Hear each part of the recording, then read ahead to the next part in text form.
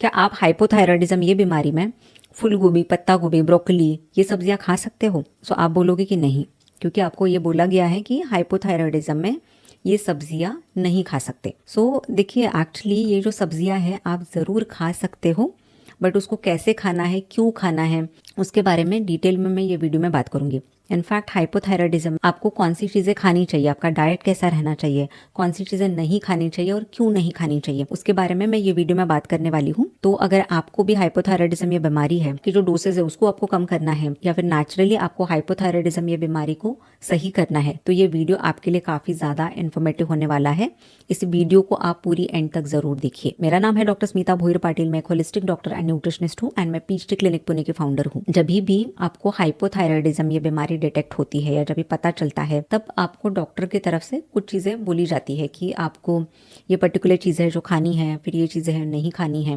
तो उसमें से सबसे पहला होता है आपको क्रूसीफेरस वेजिटेबल्स होती है, जैसे कि पत्ता गोभी है, फूल गोभी है, या जो सरसों के पत्ते हैं, मूली के पत्ते हैं, ब्रोकली है, इनको खाने के लिए मना किया जाता है। तो क्या सही है? तो देखो, ये जो सब्जियां हैं इनके अंदर एक कंपाउंड होता है जिसको बोलते हैं गोइट्रोजन। सो गोइट्रोजन क्या करते हैं, जो भी आयोडीन हमारे शरीर में अब्सॉर्ब होता है उसका एब्सॉर्प्शन कम करते हैं। आयोडीन ये हमारे थायराइड के लिए बहुत ज्यादा आवश्यक होता है। थायराइड का फंक्शन बराबर से चलने के लिए, थायराइड के हार्मोन्स बनाने के लिए हमें आयोडीन की जरूरी होती है। तो इसी वजह से ये सब्जियां जो है वो खाने के लिए मना करते हैं, क्योंकि इनके अंदर जो गोइट्रोजन होता है वो हमारे शरीर में आयोडीन अब्सॉर्ब करने नहीं देता, या फिर थायराइड ग्लैंड को आयोडीन यूज करने नहीं देता। बट देखो, ये कब होता है, जब आप ये सब्जियां कच्ची खाते हो, उसको बिना पका के खाते या रॉ खाते हो तब। बट जब आप ये सब्जियों को अच्छे से पकाते हो तब ये गोइट्रोजन्स है वो इसमें से चले जाते हैं और आपको इससे नुकसान नहीं होता। इनफैक्ट इससे फायदा ही होता है, क्योंकि देखो ये सब्जियां जो है वो हमारे शरीर के लिए वैसे काफी ज्यादा बेनिफिशियल होती है। इनके अंदर एंटीऑक्सीडेंट्स होते हैं, इनके अंदर विटामिन सी बहुत ज्यादा होता है और इसके अंदर सेलेनियम भी होता है। ये तीनों भी बाकी जो न्यूट्रिएंट्स है वो हमारे थायराइड ग्लैंड्स के लिए बहुत ज्यादा इंपॉर्टेंट है। तो आपको पता है क्या कि जो भी थायराइड वाली बीमारी होती है, स्पेशली हाइपोथायराइडिज्म, वो ज्यादातर बीमारियां होती है जिसको बोलते हैं हाशिमोटोज हाइपोथायराइडिज्म, जो एक ऑटो इम्यून कंडीशन है।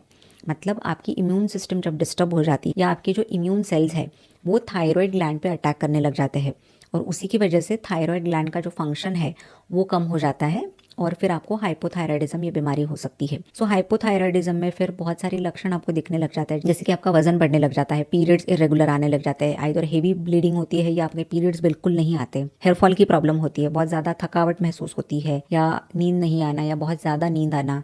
तो ऐसे कई सारे लक्षण जो है वो हाइपोथायराइडिज्म में दिख सकते हैं। उसी के साथ बाकी लक्षण भी दिख सकते हैं, जैसे कि स्किन में ड्राइनेस होना, पिगमेंटेशन की प्रॉब्लम। तो ऐसी कई सारे दिक्कतें हो सकती है। सो ऑटो इम्यून हाइपोथायराइडिज्म है जिसको बोलते हैं हाशिमोटोज हाइपोथायराइडिज्म, जिसमें भी एक टाइप है जो है ग्रेव्स डिजीज। आपके थायराइड ग्लैंड को स्वेलिंग आती है, कि नेक के यहाँ पे आपको सूजन दिख सकती है, फिर आपकी आंखों में भी सूजन दिख सकती है, आंखें बड़ी हो जाती है। तो ये सारी जो सीवियर लेवल के जो लक्षण है वो ग्रेव्स डिजीज में दिख सकते हैं। देखिए, हाइपोथायराइडिज्म ज्यादातर, जैसे मैंने बोला, वो होता है ऑटो इम्यून हाइपोथायराइडिज्म। तो फिर उसको सही करने के लिए आपको सेलेनियम की जरूरत है। सेलेनियम ये आप ऐसे समझिए कि जो हमारे थायराइड ग्लैंड के लिए अमृत है, क्योंकि उसी से थायराइड के बहुत सारे फंक्शन होते हैं। सबसे पहला तो थायराइड ग्लैंड जो काम करता है हमारे बॉडी में, वो काम उसका बराबर से चले, उसके लिए हमें सेलेनियम की जरूरत होती है। उसके बाद थायराइड ग्लैंड क्या करता है, थायराइड हार्मोन्स बनाता है, T3 T4 ये जो हार्मोन्स होते हैं वो बनाने के लिए, और उसी के साथ T4 का कन्वर्जन T3 में करने के लिए भी हमें सेलेनियम की जरूरत होती है। तो T4 ये एक इनएक्टिव हार्मोन है और T3 एक एक्टिव हार्मोन है, तो ये कन्वर्जन के लिए सेलेनियम हमें चाहिए होता है। उसी के साथ सेलेनियम ये एक्चुअली एक एंटीऑक्सीडेंट भी है। तो एंटीऑक्सीडेंट होने के कारण क्या करता है, जिसमें हमारे थायराइड ग्लैंड को प्रोटेक्शन की जरूरत है, ये सेलेनियम जो है वो ऑटो इम्यून जो थायराइड की प्रॉब्लम है उसको भी कम करने के लिए, उसको सही करने के लिए मदद करता है। तो आप इसीलिए ध्यान रखिए कि सेलेनियम जो है वो आपके शरीर के लिए बहुत इंपॉर्टेंट है। जो जो खाने में सेलेनियम की मात्रा ज्यादा होती है वो आपको लेना बहुत ज्यादा आवश्यक है। तो सबसे अधिक सेलेनियम जो है वो है ब्राजील नट में। तो आप 1 से 2 ब्राजील नट खा सकते हो और वो सफिशिएंट है डेली सेलेनियम हमें जितना चाहिए उसके लिए। उसके अलावा जो सोर्सेज है वो है अंडा, फिर फिश, सनफ्लावर सीड्स, मशरूम्स, इनके अंदर भी सेलेनियम होता है। और उसी के साथ वो सब्जियां जिसके बारे में हमने सबसे पहले बात किया, जैसे कि ब्रोकली, कैबेज, कॉलीफ्लावर, इनके अंदर भी सेलेनियम होता है। तो अगर आप इसको कुक करके खाते हो या पका के खाते हो तो इनसे भी सेलेनियम आपको मिलता है, इसीलिए आपको ये सब्जियां खानी चाहिए। ये जो क्रूसीफेरस वेजिटेबल्स होती है कि लीवर का हेल्थ भी सही रखती है, वो हमारे हॉर्मोन्स को बैलेंस रखता है। हमारे शरीर में हॉर्मोन्स का लेवल एक सही से रहे, उसके लिए लीवर हेल्दी होना बहुत इंपॉर्टेंट है।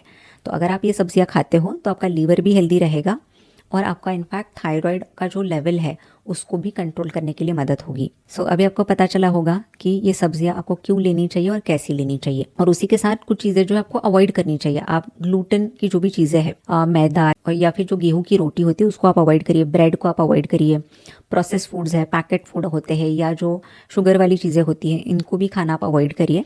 क्योंकि जब ये ऑटो इम्यून कंडीशन होते हैं तो बहुत सारी ऐसी चीज़ें होती हैं वो आपको कंप्लीटली खानी बंद कर देनी चाहिए, क्योंकि ये सारे फूड से आपके शरीर में इन्फ्लेमेशन होता है, आपके थायराइड ग्लैंड में भी इन्फ्लेमेशन होता है और जो थायराइड वाली बीमारी है आपकी सही नहीं होती। आपने काफ़ी बारी नोटिस किया होगा कि आप रेगुलरली दवा खाते हो फिर भी आपका थायराइड लेवल कम नहीं होता। इनफैक्ट कुछ कुछ समय में ये लेवल बढ़ती ही रहती है। धीरे धीरे कुछ सालों के बाद इसके हाई डोसेज आपको लेने पड़ते हैं। इसका कारण ये है कि आपके शरीर में इन्फ्लेमेशन है, आपके थायराइड ग्लैंड में इन्फ्लेमेशन है और जो रूट कॉज है उस पर आप ध्यान नहीं देते हो। तो आपका डाइट इसमें बहुत इंपॉर्टेंट है। फिर स्ट्रेस लेवल कम करना भी काफ़ी इंपॉर्टेंट है हाइपोथायराइडिज्म में।